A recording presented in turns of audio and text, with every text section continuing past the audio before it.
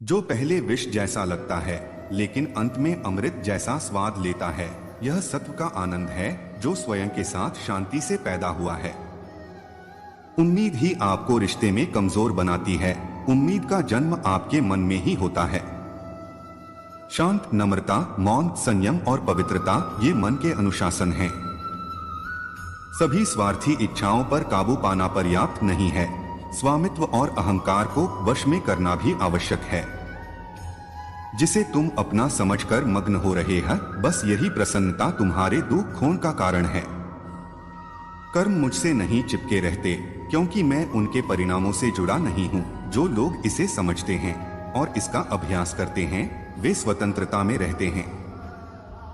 जो मनुष्य प्रकृति के गुणों से अनासक्त है और जो पूरी तरह से दिव्य ज्ञान में स्थित है, उसका कार्य पूरी तरह से परात्परता में विलीन हो जाता है।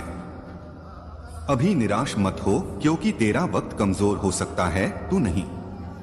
भले ही दुर्बलता ईश्वर द्वारा दी जाती है, लेकिन गरिमा मनुष्य के मन को स्वयं निर्मित करती है।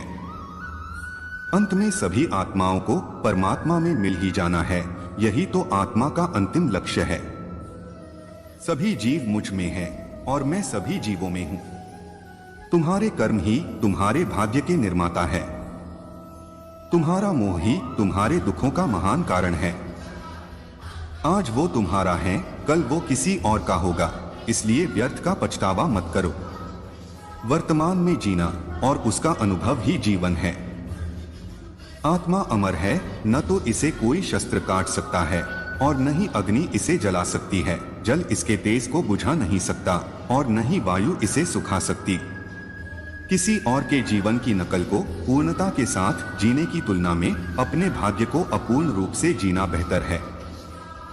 आप बुराई से कुछ समय के लिए बच सकते हो, लेकिन बुराई तो तुम्हें हजारों की भीड़ में भी तुम्हें ढूंढ लेगी, जैसे गायों की झुंड में बछिया अपने मां को ढूंढ लेती है। सभी जीवों का निर्माता मैं हूं। किसी जीव को कष्ट देकर तुम मुझे खुश कैसे देख सकते हो? कृष्ण का सेवक बनकर ही जीवन सफल होता है।